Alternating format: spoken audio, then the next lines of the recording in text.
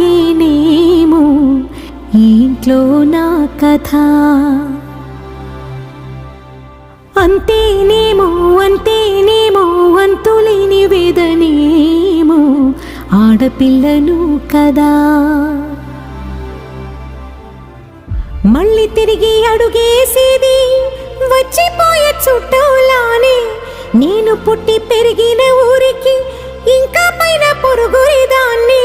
కట్టదాటి గంగ నేడు కంట పొంగెనే. ఎంత ఎంత యాతనో ఎంత గుండె కోతనో ప్రాణమోలే పెంచుకున్న పిచ్చి నాన్నకు దూలమిరిగి భుజముపై పడి